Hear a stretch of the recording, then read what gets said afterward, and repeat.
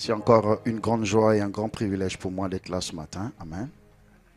Et une grande joie immense encore de vous retrouver, car c'est toujours un bonheur de retrouver les siens. Nous allons continuer avec notre thème du dimanche dernier. Ça sera la suite de notre message de ce matin. Et donc le dimanche dernier, nous avons commencé un thème sur voici pourquoi nous devons marcher par la foi. Saint-Esprit, merci pour ton onction sur moi. Je te donne ma bouche, alors parle au nom de Jésus. Amen. Et nous avons dit en introduction que marcher, c'est se déplacer, être en mouvement, avancer vers un lieu ou vers un but. Et nous avons aussi dit que marcher, c'est dominer, assujettir une situation ou son adversaire. Et nous avons dit sur la foi que c'était une conviction irréfutable, incontestable, indiscutable de sa ou de ses croyances. D'accord? Ta foi, personne ne peut discuter de ta foi. N'est-ce pas? T'as pas besoin, avec la foi, on ne raisonne pas. Avec la foi, on n'a pas besoin de discuter avec les gens. Puisque moi, je crois, je crois. Vous comprenez? Une anecdote, un jour, nous sommes allés dans mon jeune âge, au début de ma foi, dans tout mon zèle, nous avons mis en place avec des frères et sœurs de l'église un groupe d'évangélisation et nous allons évangéliser de porte à porte. Nous sommes rentrés dans une villa et là nous avons rencontré un papa qui nous a reçus poliment, gentiment. Il nous a fait de la place, nous sommes présentés. Il était content de voir des jeunes, des enfants venir vers lui pour une bonne cause, lui parler de l'évangile. Nous avons dit tout ce que nous avons dit. Il a pris le soin de nous écouter. Et là, au fond de moi, je me disais, waouh, Saint-Esprit est en train de travailler. Il nous a écoutés. On a fini. Il nous a remerciés. Et il a appelé un de ses fils. Il lui a demandé d'aller dans la maison, de prendre une bouteille vide. Il a fait, il est venu. Et juste devant nous, il y avait une pompe. Il a demandé à son fils d'aller vers la pompe. Et il nous a dit, regardez ce qui va se passer. Il est allé, il lui a dit, ouvre. Il a ouvert jusqu'à ce que la bouteille était pleine. Et l'eau a commencé à déborder. Il m'a dit, vous voyez ce qui se passe? Qu'est-ce qui se passe? Nous, la bouteille est pleine et l'eau déborde. Il dit, voilà. Tel que vous voyez cette bouteille-là, pleine et débordante, c'est comme ça qu'au moins, le ngunza déborde et c'est plein. Les ngunza, en fait, c'est chez nous, c'est une branche. Normalement, c'est des animistes, hein, mais ils se réclament être chrétiens. Mais ils ne sont pas chrétiens. Parce que dans leur pratique, ils ne pratiquent pas la Bible à 100%. D'accord? Ils opèrent avec d'autres esprits. Il dit, c'est comme ça que le Ngunza déborde en moi. Donc c'est bien, mais moi, ça déborde. Donc comme pour nous remercier, pour nous dire que désolé, ma foi là, Ngunza déborde. Donc je ne peux pas bouger. J'ai été choqué. Mais après, j'ai compris un principe important. C'est que quand on croit en quelque chose, il faut y croire à fond. C'est ce que j'ai retenu. Quand tu crois en quelque chose, quand tu as des convictions, crois à fond. Ne crois pas partiellement ou tantôt, mais à fond, crois. J'ai dit, waouh, mais c'est fort. Nous, deux fois, on croit par saison. N'est-ce pas? Il y a des moments, il y a une saison où ta foi, elle est au top. Et après cette saison, elle était à 100%. Elle descend à 70%. Et ensuite, elle se retrouve à 40%. Et après un moment, elle remonte à 60%. C'est pas bon. On va rester au top à 100%. Elle ne doit jamais baisser. Amen. Jamais. Jamais.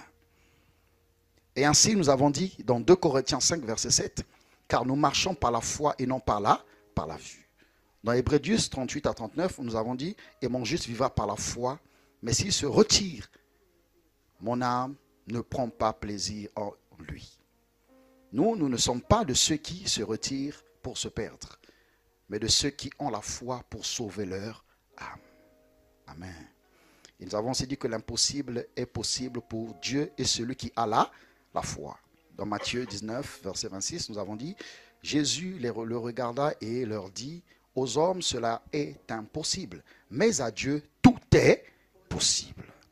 Dans Marc 9, 23, Jésus lui dit, si tu peux, tout est possible à celui qui croit. Donc nous nous sommes rendus compte que l'impossibilité est le partage de deux personnes, de Dieu et de celui qui a la foi. D'accord? Ici, je crois que la dernière fois ça m'a échappé, l'Esprit de Dieu pendant que je reméditais encore le message me l'a rappelé. Il faut faire très attention avec la Bible. Je vais vous dire une chose. Dieu n'est pas chrétien. Dieu n'est pas musulman. Dieu n'est pas bouddhiste. Dieu est Dieu. Parce qu'à un moment, quand on rentre trop dans la religiosité, on croit que Dieu est chrétien. Dieu n'est pas chrétien.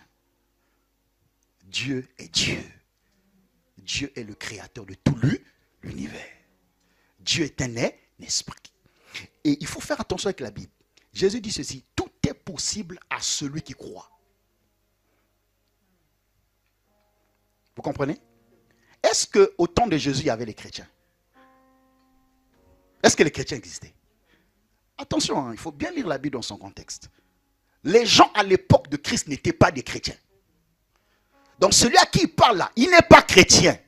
Mais il dit à celui qui a la foi, tout est possible. Donc c'est celui qui a la foi. Chrétien ou pas, musulman, tant qu'il a la foi, c'est possible. Amen. C'est possible. C'est possible. Partout où Dieu voit la foi, il accompagne la foi. L'une des choses à laquelle Dieu ne résiste pas, c'est la foi. Nul ne peut lui être agréable sans la foi. Ça veut dire que quand j'ai la foi, je deviens agréable à Dieu. J'attire l'attention de Dieu. Dieu prend soin de moi. Dieu me regarde avec un regard d'amour. Amen. Je l'attire. J'attire Dieu parce que j'ai la foi dans mon cœur. Et là, il regarde, il se dit, mais qui a la foi? Je vois la foi dans le cœur de cette femme. Je vois la foi dans le cœur de ce monsieur. Aïe, il m'attire. Alléluia. Elle n'a pas demandé la permission de Jésus. Et la force n'a pas pu se retenir en Christ. Pourquoi? Parce qu'elle avait activé ce qui impose la réaction, l'action de Dieu.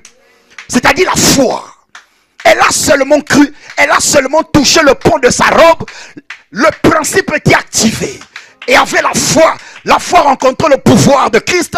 Le pouvoir de Christ ne pouvait pas rester en lui parce que ce qui attire, le pouvoir a été activé. C'est-à-dire la foi, il fallait que la force sorte de lui. Alors que ta foi demeure active afin que la puissance, la force de Dieu agisse dans ta vie, dans ta maison, dans ta famille, dans tes projets tous les jours de ta vie. Amen. Active ta foi, qu'elle demeure vivante et jamais morte. Et au point 2, nous allons dire, tout concourt à mon bien. Romains 8, 28. Nous savons du reste que toute chose concourt au bien de ceux qui aiment Dieu. 1. 2. De ceux qui sont appelés selon son dessein. Tout concourt, premièrement, pour ceux qui aiment. Alors, est-ce que tu aimes Dieu? Alléluia. Tout va concourir pour toi à une seule condition, que tu puisses aimer Dieu. Cela veut dire quoi? Il y a des fois des événements qui arriveront dans nos vies qui vont être pour nous le test. Et à la fin, Dieu attendra pour nous le témoignage de notre amour à son égard. Écoutez, voici un homme qui a épousé une femme. Et cette femme était stérile. Et là, je parle de notre père dans la foi, Abraham, qui a épousé sa femme Sarah. Elle était dans un état de stérilité. Elle ne pouvait pas enfanter. Mais, le Dieu qui a eu compassion de lui a donné un fils de Sarah. Et ensuite, il lui demande de lui redonner cet enfant. De lui offrir cet enfant en sacrifice. Celui dont j'ai attendu après 25 ans. Je l'ai reçu après 25 ans. Et après 25 ans, tu me demandes encore de te l'offrir. Je suis sûr qu'Abraham n'a jamais dit à Sarah qu'il allait à la montagne pour aller offrir Isaac. Jamais. Elle n'allait jamais accepter ça. Jamais. J'ai attendu 25 ans et tu viens me dire que Dieu t'a demandé d'aller offrir encore cet enfant en sacrifice. Quel est ce Dieu-là? Il n'a pas pitié de nous, il n'a pas compassion. Vous comprenez? C'était tellement difficile. Mais Abraham, j'aime mon père de la foi. Alléluia. Abraham se dit en lui-même, il dit, ah, c'est vrai que c'est difficile, je souffre. Mais j'ai foi en ce Dieu. S'il me l'a donné, je crois aussi, si je le sacrifie, lui, il est capable de le ressusciter. Alléluia. Amen. Mais ce qui a touché Dieu, c'est que dans cette épreuve, c'est le témoignage de l'amour d'Abraham envers Dieu. Abraham est avec Isaac. Même à Isaac, il ne lui a rien dit. Au fur et à mesure qu'ils avançaient, le petit se rend compte que, oh, mais le vieux là, je ne comprends pas. Il nous dit, on va aller sacrifier un agneau, mais il n'y a pas d'agneau. Vieux, l'agneau est où? Ah, petit, on y va. Il sera pourvu là-bas, on y va, mon gars. Tu vois? Donc même au fils, il ne pouvait pas dire au fils. Ils arrivent. Même, vous savez qu'au départ, il était accompagné avec les serviteurs. Ils arrivent à un niveau, il dit, bon, vous restez ici, ça ne vous concerne plus. Là, c'est maintenant moi et le fils et le père. Il monte avec eux, avec son fils, et le bois. Il monte à la montagne. Et quand ils arrivent, ils ligotent le fils. C'est là que le fils comprend, mon père est sorcier. Ah, donc il venait pour me sacrifier. Mais il est méchant, mon daddy. Fils, c'est compliqué, j'ai pas le choix. Il ligote le fils, il le place sur l'autel. Et il sort son couteau. Il dit, mon petit, je t'ai égorgé. Vous comprenez? Bon, dites-moi, mettez-vous un peu à la place d'Abraham. Vous pensez que c'était facile pour lui? 25 ans d'attente. Je suis pas en train de sacrifier un bélier que j'ai acheté au marché. Le fruit de mes entrailles. Est-ce que vous comprenez? Mais il dit, à cause de l'amour que j'ai pour mon Dieu, je veux le faire. Et lorsqu'il a levé son bras avec le couteau, et là Dieu descend, dit, hey, stop! Ne le fais pas. Il dit, car maintenant, je sais que tu m'aimes. Aïe. Aïe. Maintenant, donc depuis que je marche avec toi 25 ans, tu n'as jamais su que je t'aimais. Non. Il y a aimer et aimer. Vous comprenez? Même dans l'amour, on a besoin d'être rassuré que tu m'aimes. Donc de temps en temps, on va un peu checker. N'est-ce pas? Tu checkes un peu la go, tu checkes un peu le gars. Est-ce que le gars là il m'aime vraiment? Bon, je vais lui demander un peu de faire ça pour moi. Je vois. Est-ce que tu comprends?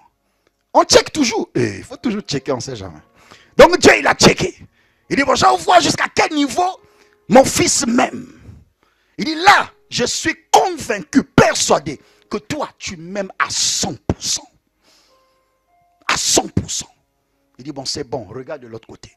Pouf, l'agneau apparaît. Il dit, bon, sacrifie l'agneau. Laisse le fiston. Vous comprenez ça? Donc, il va arriver un moment, ce que Dieu va voir dans nos cœurs, c'est là l'amour.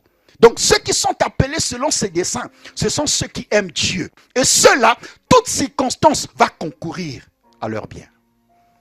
Ils ne maudiront pas Dieu. Ils n'abandonneront pas Dieu. Mais à cause de l'amour qu'ils ont pour Dieu, ils lui diront, Père, même si cette situation est là, nous, jamais je ne t'abandonnerai. Est-ce que tu comprends ça? Jamais je te délaisserai. Il a menti. Cette situation ne m'arrêtera pas. Elle ne peut pas m'arrêter. Parce que mon amour pour toi n'est pas conditionné. Est-ce que vous comprenez? Ce sont ceux qui aiment Dieu sans condition qui demeurent malgré les épreuves et les circonstances. Mais ceux qui viennent avec condition et pour des intérêts, c'est eux qui lâchent face aux épreuves. Et alors, ensuite, il dit, ceux qui sont appelés selon son dessein. Nous ne sommes pas tous appelés pour avoir le même dessein. Chacun de nous sur la terre a son dessein. Alléluia. Jésus-Christ, sentant que l'heure de son sacrifice devait arriver, il s'éleva. C'est vrai que ça faisait partie de ses habitudes. Il s'éleva pour aller prier à Gethsemane.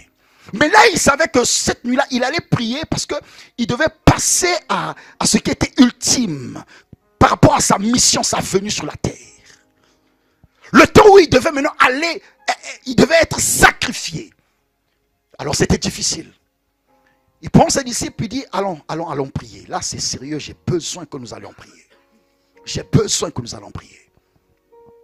Et lorsqu'ils allèrent prier, le maître les laissa à un niveau, il avança un tout petit peu. Vous savez, eux, ils ont prié 1 heure. Ils ont prié 2 heures. Ils ont prié 3 heures. Et après, ils se sont endormis. Mais le maître a prié toute la nuit. Vous savez pourquoi le maître a prié toute la nuit? Parce que là, il avait en lui toute la motivation pour prier. Parce qu'il devait faire face à son destin. Il devait faire face à son appel. Il devait faire face au dessein de Dieu pour lui. Et face au dessein de Dieu pour toi, frère, Gethsemane, tu ne vivras pas ça à 2. La croix, tu ne vivras pas ça à 2. Tu vivras ça seul. Est-ce que vous comprenez?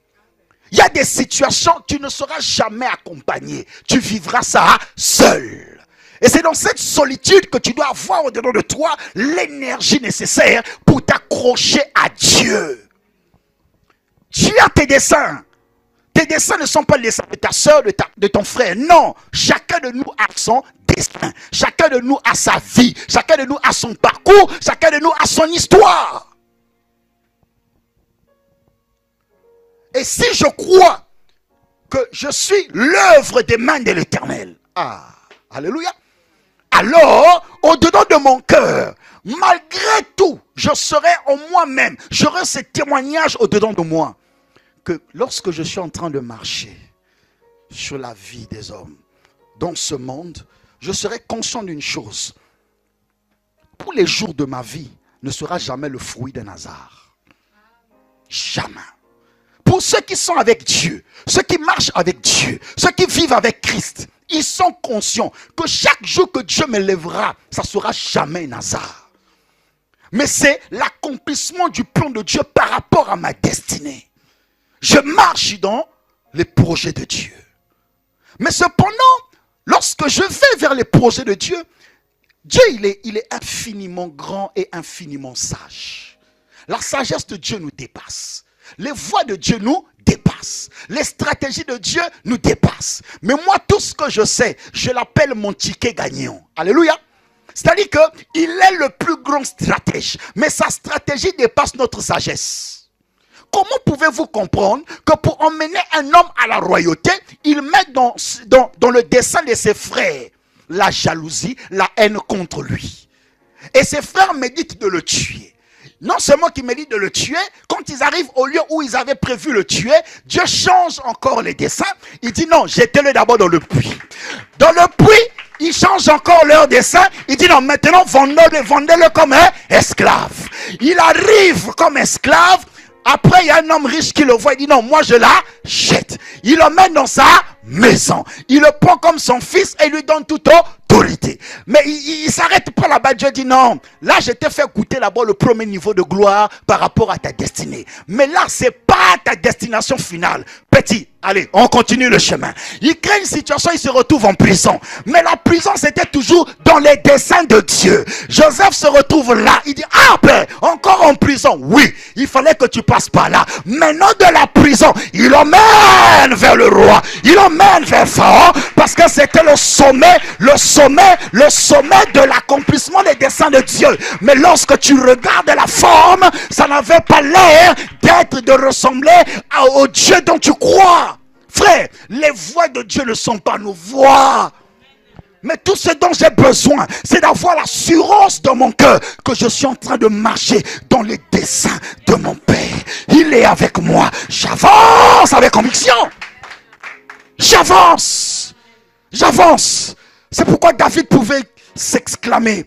Il dit, même lorsque je marche dans la vallée de l'ombre de la mort, je ne crains aucun mal. Car ta houlette et ton bâton me rassurent. Il ne s'arrête pas là. Il dit, toi, tu dresses quoi? Une table en face de mes ânes. Oh, il ne s'arrête pas là, il dit encore, même si je suis en train de marcher dans cette vallée, mais je sais une chose, que toi tu fais quoi? Tu induis ma. Ah, et ma coupe, hein? Ouh, alléluia!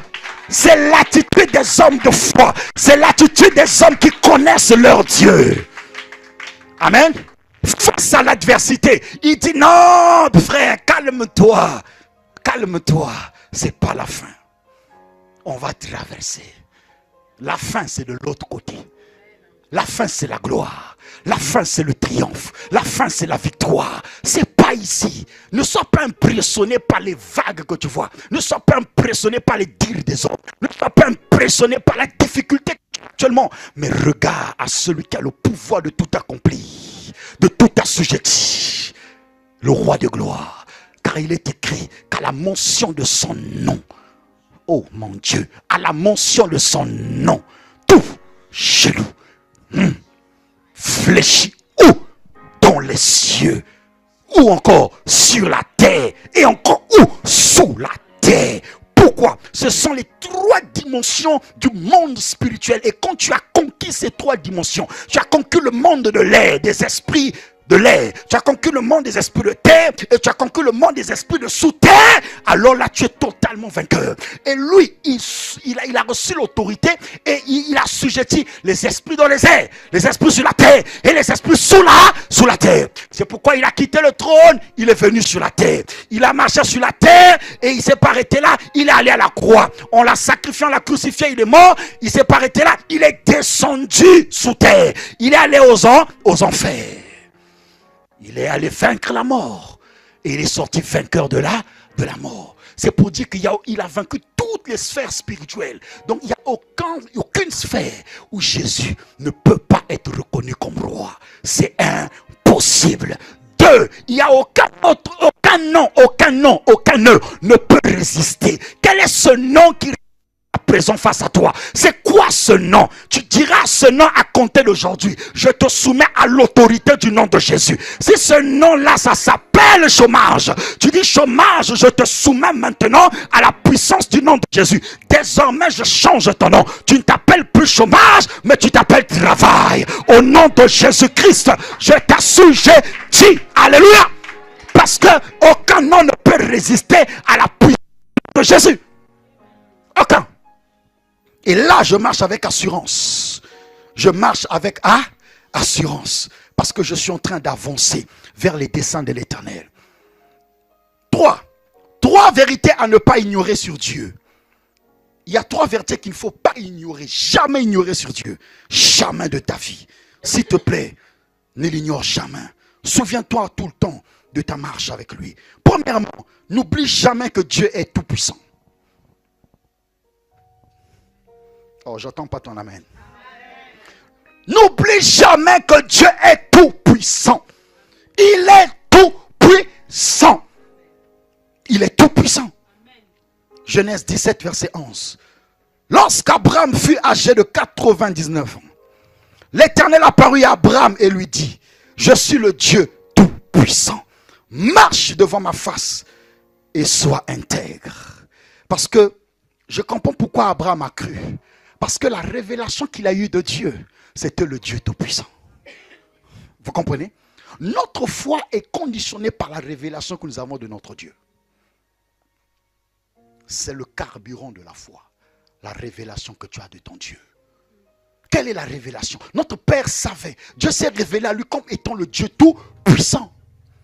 C'est pourquoi Moïse lui posa la question, mais tu m'envoies vers le peuple Israël. Lorsqu'il me posera la question de savoir qui t'a envoyé, que leur dirai-je? Il dit, dis-leur que je suis m'a envoyé. Vous comprenez? Donc, Moïse avait la révélation de Dieu comme étant je suis. Vous comprenez? Et au fil des temps, il lui a démontré qui il était. Parce que je suis m'a envoyé. Et c'est par ces actions que Moïse a découvert qui est je suis. Oh mon Père, alléluia. Et ça c'est quelque chose de très important. Dieu est tout puissant. Balance-nous Ézéchiel 37, verset 3 à 10. Aya bahaya, alléluia. Mon Dieu, amen. On va lire ensemble ce texte. Je sais que tu l'as déjà lu, tu l'as déjà entendu, mais j'aimerais qu'on le lise encore ensemble ce matin. Il nous dit quoi à partir du verset 3? Il me dit, fils de l'homme, ces eaux pourront-ils revivre? Je répondis, Seigneur éternel, tu le sais. Il dit quoi? Tu le? Il me dit, prophétise sur ces eaux et dis-leur, ossements desséchés, écoutez la parole de l'Éternel. Ainsi parle le Seigneur, l'Éternel, à ces eaux. Voici, je vais faire entrer en vous un esprit et vous vivrez. Stop, arrête-toi, remonte un peu. Verset 3, on va voir, vas-y. Remonte, verset 3, voilà. Il me dit, fils de l'homme, ces eaux pourront-ils revivre? J'ai répondu, Seigneur, tu le sais. Vous savez, j'ai aimé l'humilité, la sagesse d'Ézéchiel. Comprenez? Parce que l'équation là, c'était une équation à plusieurs inconnus. Vous voyez? C'était difficile à Ézéchiel. Les ossements, je vois plein d'ossements desséchés, qui ont perdu toute espérance de vie. Bon, tu me poses la question, est-ce que ces ossements-là peuvent revivre? Mais c'est compliqué. Dans ces ossements-là, il y a des gens qui sont morts il y a 30 ans, il y a 40 ans, il y a 15 ans, il y a 12 mois, il y a 6 mois. Mais c'est trop fort pour moi. Il dit, bon, en tout cas, ce que moi je sais, c'est que toi tu es tout puissant. Et toi tu sais toutes choses. Donc toi, tu sais. Ouais. Dieu, étant tout puissant, tu dois le savoir qu'il est tout puissant. Ainsi, face à toute circonstance, tu sauras que Dieu est tout puissant. Et comme il est tout puissant, tu agiras conformément à cette révélation. On est ensemble? Et ensuite, il lui dit, toi tu le sais. Et Dieu dit, il me dit, prophétise sur ces eaux et dis-leur. Vous voyez? Donc, il reçoit maintenant une instruction de Dieu. Dieu lui dit, c'est pas moi qui vais agir. Afin que tu saches exactement que je suis réellement tout puissant, moi je veux t'utiliser. C'est toi qui vas parler. Tu leur diras, parle maintenant à ces eaux. Il dit, dis-leur, ossements desséchés, écoutez la parole de l'Éternel. Oh, alléluia. Tout commence à changer. Donne-moi la note là. Tu peux voir? Aïe, aïe, aïe, aïe, aïe, aïe, aïe, aïe, aïe, aïe. Mon Dieu. Aïe, aïe, aïe, aïe, aïe, aïe, aïe, aïe, aïe. Vous voyez là? À un moment, quand je suis arrivé là, je me suis arrêté, je regardais le texte. Et subitement, j'ai eu un flash. Vous savez, à notre génération, il y avait un film qu'on aimait beaucoup.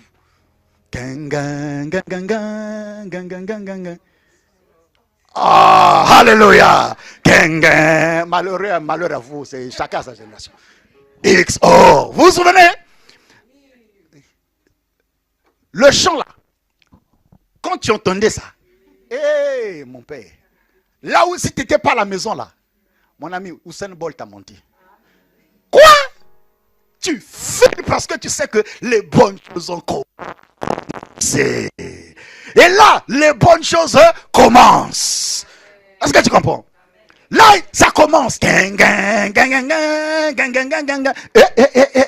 qui va arriver? Il dit, ossements desséchés, écoutez la parole de l'Éternel. Vas-y mon frère. Ainsi parle le Seigneur l'Éternel à ces eaux. Voici, je vais faire entrer en vous un esprit et vous vivrez. Hey. Je veux faire entrer en vous un nez et vous. Oh. Je veux faire entrer en vous un esprit et vous. Oh, ça veut dire quoi? Ils n'avaient pas d'esprit. Donc il fallait que Ézéchiel fasse rentrer en eux l'esprit. Et lorsqu'ils auront l'esprit, ils vont vivre. Cela veut dire quoi? Lorsque tu parles à la situation, tu fais rentrer à la situation, tu communiques à la situation la vie. Alléluia. Tu lui infuses la vie. Par ta parole que tu déclares, tu infuses la vie. Alléluia. Parce que la situation est morte, elle doit changer. Parce que tu dois communiquer la vie. C'est pourquoi ne ferme jamais ta bouche. Laisse-la toujours ouverte. Infuse la vie. Infuse la vie. Infuse la vie. Infuse la vie. Infuse la vie. Chaque fois que tu parleras, tu vas infuser la vie. Vas-y. Je vous donnerai des nerfs, mon Dieu, et je ferai croître sur vous la chair. Je vous couvrirai de peau. Je mettrai en vous un esprit et vous vivrez. Et vous saurez que je suis l'Éternel, mon Dieu. Il va faire quoi? Il donnera des nerfs. Il va faire croître la chair. Il couvrira de peau. Il mettra en vous un et vous comprenez? Cela veut dire quoi? À chaque fois que tu te mets en train de prier, come on, alléluia, les bonnes choses commencent.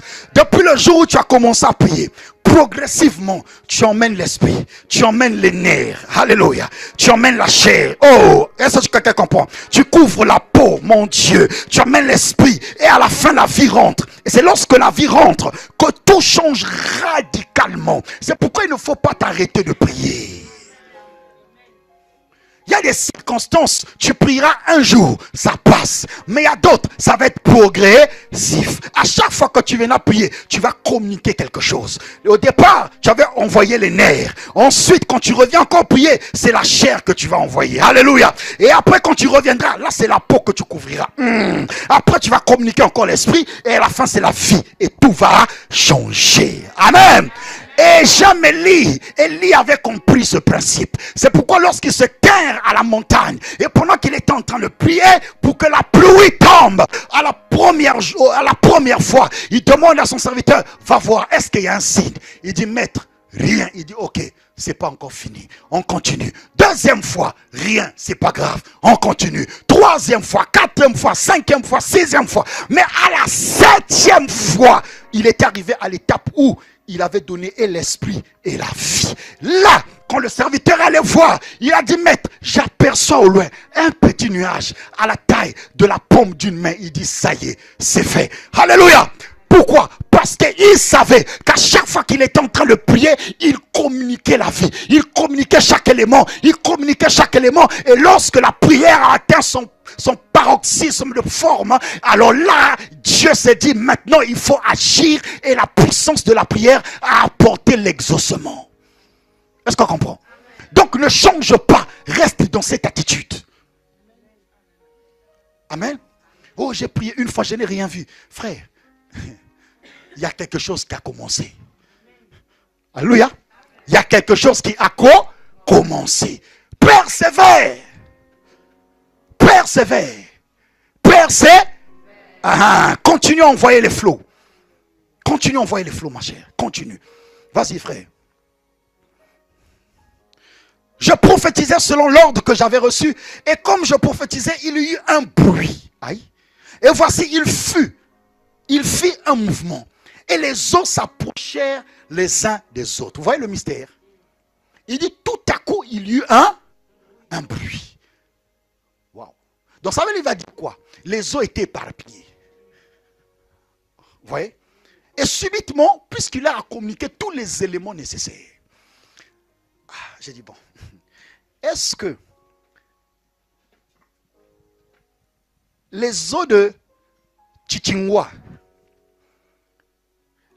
parmi ces ossements-là, qui étaient éparpillés, parce qu'il fallait reconstruire chacun. Donc les eaux de Tchitchingwa qui étaient au nord, à l'est, au sud, à l'ouest, ont commencé à se retrouver, se faufiler et aller se reconnecter. Vous comprenez ça? Les eaux de Tchitchingwa. Chaque partie de son corps. Pim, pim, pim, pim. Est-ce que tu comprends ça? Et subitement, le mouvement a commencé. Et chaque eau se rapprocha les uns les autres. Vas-y, frère. Je regardais. Et voici, il leur vint des nerfs. Waouh! La chair crue. Et la peau les couvrit par-dessus. Mais il n'y avait point en eux d'esprit. Ce qu'il est en train de voir maintenant, c'est quoi? C'est l'accomplissement de toutes les paroles qu'il avait. Vous comprenez? Tout ce qu'il avait déclaré, il commence à les voir. On comprend ça? Ça veut dire qu'à chaque fois que tu envoies les flots de ta parole, à chaque fois que tu as déclaré les choses, il va arriver maintenant un temps où tu vas commencer à les voir maintenant s'accomplir one by one, one by one, one by one. Vous comprenez? C'est ce qui arrive. Il voit maintenant, il dit, ah, mais j'avais envoyé les nerfs, j'avais envoyé la peau, j'avais envoyé la chair. Il voit maintenant ces choses commencent à prendre chair, se manifester. Waouh! Vas-y. Il me dit, prophétise et parle à l'esprit. Prophétise, fils de l'homme, et dis à l'esprit, ainsi parle le Seigneur. L'éternel esprit vient des quatre vents, souffle sur ces morts et qu'ils revivent. Vous voyez? Pourtant, au départ, il avait déjà demandé à l'esprit. Mais là, l'esprit, il leur manquait encore l'esprit. Au départ, il avait déjà envoyé. Mais, à cette étape, il n'a pas vu l'esprit. C'est pourquoi Dieu lui dit, hey, prophétise. Vous comprenez? Ne sois pas découragé. N'aie pas peur, ne t'arrête pas. Ne sois pas impressionné. Mais fais la bonne chose. C'est-à-dire, envoie l'esprit. Prophétise. Parle encore. Tu avais parlé hier, oui, mais là, parle encore. Puisque tu n'as pas vu ça, parle. Appelle ça encore à l'existence. Et là, il prophétise. Il appelle maintenant le souffle de vie. Alléluia. Et au verset 10. Je prophétisais selon l'ordre qu'il m'avait donné. Et l'esprit entra en eux. Et ils reprirent vie. Et ils se tinrent sur leurs pieds. C'était une armée nombreuse. Très nombreuse. Mon Dieu. Et lorsqu'il a parlé cette fois, il dit, ils se tinrent sur leurs pieds. Ils reprirent vie.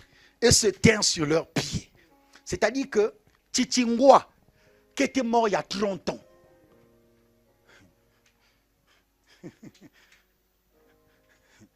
il est mort il y a 30 ans, Titingwa. 30 ans plus tard, Titingwa revient à la vie. On revoit Titingwa dans le rue de Toulouse. Titingwa en train de marcher. Est-ce que tu réalises ça? Quel miracle! Quel miracle! Et ce que j'aime avec le Seigneur, c'est qu'il ne l'a pas fait seulement là. Il dit, attendez. Hier, vous croyez que c'était seulement dans l'Ancien Testament. Mais pendant que moi-même je suis là, je vais vous démontrer que j'étais déjà là en train d'agir et je suis encore là maintenant. Je vais vous le démontrer à la 9e heure. Oh mon Père, alléluia. Alors que Christ était sur la croix, la Bible déclare que les ténèbres couvrirent la terre. Le rideau du temple se déchira du bas vers le haut. Mon Dieu. Et les morts sortirent de leur sépulcre. Aïe. Est-ce que c'était les morts en Christ? Est-ce que c'était les morts en Christ? Non, ils n'étaient pas chrétiens. Ils n'étaient pas chrétiens.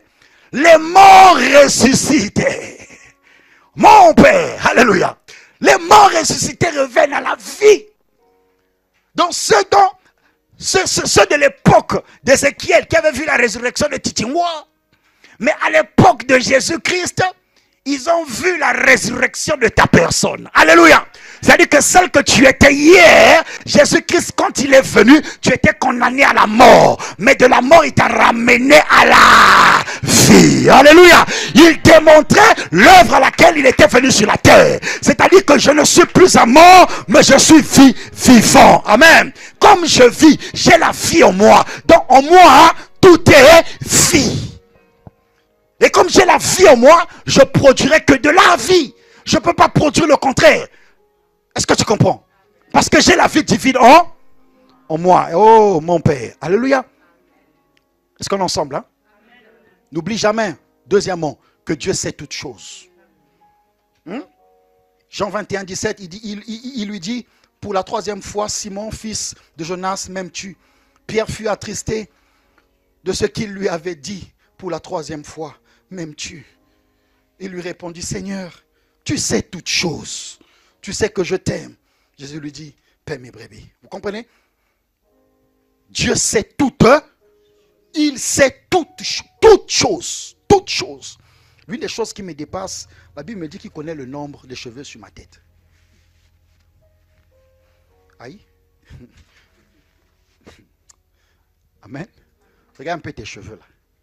Il dit qu'il connaît le nombre. Donc nous tous là, on n'a pas le même nombre de cheveux sur la tête.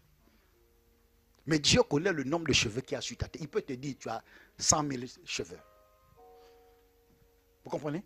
Parce que Dieu a le pouvoir de compter le nombre de cheveux qu'il y a sur ta tête. Va méditer. 3. Dieu est présent. Matthieu 28, 19 à 20.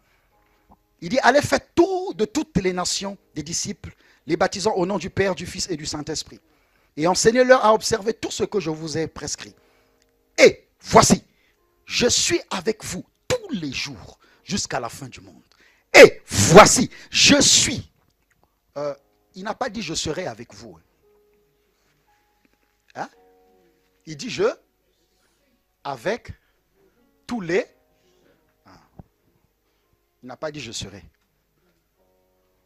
Dieu, tu avais dit que tu seras avec nous. Il n'a jamais dit qu'il sera avec nous. Il a dit je suis avec vous.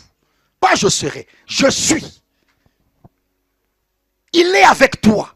Il est avec moi. Il est avec chacun de nous. Il faut être conscient tous les jours que tu marches que tu n'es pas seul. Jamais seul. Même quand tu auras l'impression que tu es seul, mais tu n'es pas seul. Vous savez, généralement, ça arrive aux gens qui ont appris à être totalement dépendants de Dieu. D'accord? Ils ont compris que leur vie, ce n'est pas l'homme. Mais Dieu utilisera l'homme. D'accord? Mais sa vie, c'est... Vous comprenez? Ce qui compte pour lui, c'est d'être avec Christ. Quand tu es avec Christ, Christ te donnera les hommes. Est-ce que vous comprenez? Amen. Il te donnera les hommes. Force te donnera les hommes. Te donnera les hommes. Et quand je m'étais sur ça, je me suis rappelé il y a quelques années, à un moment, je me suis retrouvé en mission au Sénégal, dans le sud. Je suis arrivé là-bas. Au départ, je suis allé avec une cagnotte qui me permettait de m'installer et tout. Et après, il n'y avait plus rien. Il fallait vivre par la foi. Amen. Alléluia. Mais ce que j'aime avec Dieu, Dieu est merveilleux. Un jour, je me suis assis sur mon lit. Je commence à pleurer. Je ne pleurais pas de tristesse, mais je comprenais l'amour de Dieu en fait. Je réalisais l'amour de Dieu. Je réalisais la puissance de Dieu. Moi, je suis étranger. Je viens ici. Dans la parcelle, il y avait deux bâtiments. Il y avait un bâtiment qu'occupait donc la famille du propriétaire qui n'était pas là. Il était en Europe. Donc il y avait sa femme, ses enfants et quelques membres de sa famille. Et nous de l'autre côté, donc nous étions deux locataires. Mais Dieu a fait quelque chose d'extraordinaire. Et mon voisin et la famille du propriétaire, ils m'ont tous adopté comme leurs frères et leurs fils. Ouais. Tous les jours, j'avais mon repas chez la famille du propriétaire et chez mon voisin. Authentique, hein, je vous dis. Ouais. Un jour, je les ai... Parce que moi, je me gênais d'aller tous les jours manger chez eux. Vous voyez? Mais j'allais souvent chez mon voisin, mon locataire. C'était quand même logique, mon ami, que d'aller tout le temps chez le propriétaire. Et une fois, je les ai supportés de ça, mais pour eux, elle m'avait monté contre eux. C'est pourquoi je ne voulais plus aller chez eux. J'ai dit, hé Dieu, bon, ce n'est pas mes parents. On a quoi avec eux? Que j'aille manger, que j'aille pas manger. Où est le problème? Mais tu restes calme, tu dis non. Ça, il n'y a que Dieu. Il n'y a que Dieu qui peut mettre cet amour dans leur cœur. Vous comprenez? Et là, j'ai appris que réellement, quand tu dis, celui qui a abandonné père, mère, à cause de l'œuvre de Dieu, Dieu te donnera des pères, Dieu te donnera des mères, Dieu te donnera des sœurs. Amen. C'est pourquoi la personne qu'il ne faut jamais manquer dans sa vie, c'est Dieu. Amen. Alléluia. Et il refait ça encore ici. Alléluia. Mon ticket gagnant est... Alléluia.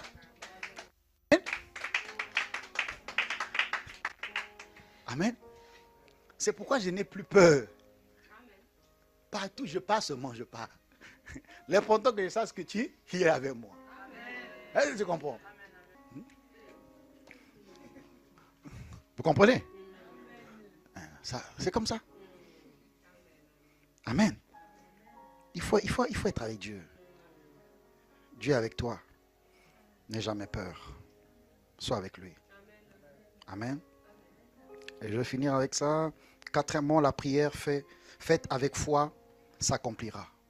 N'oublie jamais que toute prière que tu fais avec foi s'accomplira. Peu importe le temps, les saisons, attends-toi un jour à vivre ta prière. Amen. C'est pourquoi il est dit dans Marc 11, 24. C'est pourquoi je vous dis, tout ce que vous demanderez en priant, croyez que vous l'avez reçu. Et vous le verrez ça. Vous le verrez ça. Vous le verrez ça. Tu verras ça. Si tu crois de tout ton cœur. Matthieu 18, il dit, je vous le dis en vérité. Tout ce que vous lirez, c'est-à-dire vous interdirez sur la terre, sera lié dans le ciel. Et tout ce que vous délirez ou permettez sur la terre, vous sera délié dans le ciel. D'accord? C'est-à-dire qu'un homme de foi, il fait deux choses. Et à un moment où il adresse des requêtes auprès du Père, il demande, mais après il fait une chose, il prend des décrets. D'accord? À un moment dans la vie, il faut savoir prendre des décrets. Et personne ne le fera pour toi. Tu dois le faire toi-même. Amen. Parce que tu es le principal ou la principale prophétesse de ta vie. Et dans Hébreux 11, il nous dit, est-ce qu'on peut le lire ensemble? Vas-y frère. Hébreux 11, on va finir avec ça. On peut le lire? 1, 2, 3, on y va?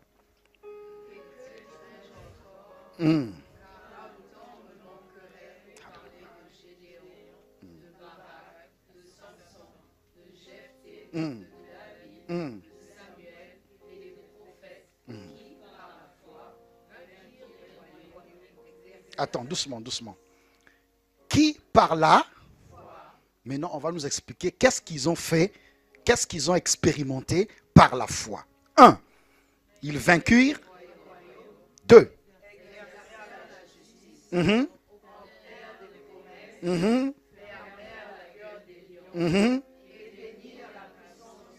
Aïe. Waouh. Waouh. Armées étrangères. Waouh. Vous voyez? Tout ça, ils ont tout chacun expérimenté parce qu'ils eurent quoi là? La foi. Parce qu'ils eurent là, ils conquirent des royaumes. Ils fermèrent la gueule des lions. À cause de leur foi. Ils furent des vaillants à la guerre. Ils guérirent de leur maladie. Amen. Voici ce que la foi est capable de faire. Et toi, tu t'inscris sur quelle liste? De ces héros ou pas? Chacun le choix. Mais moi, je t'exhorte à rejoindre le camp des héros. Parce que tu es un héros. Tu es une héroïne. Pourquoi? Parce que celui en toi, celui qui est en toi, celui qui est avec toi, est un vainqueur. Et ceux qui sont nés de Dieu sont de la même race de Dieu. Ce sont des vainqueurs. Donc nous sommes appelés à vaincre par le contraire. Marche tous les jours avec cette pensée de vainqueur. parce que c'est ce que nous sommes. Au nom de Jésus, que Dieu bénisse ta vie.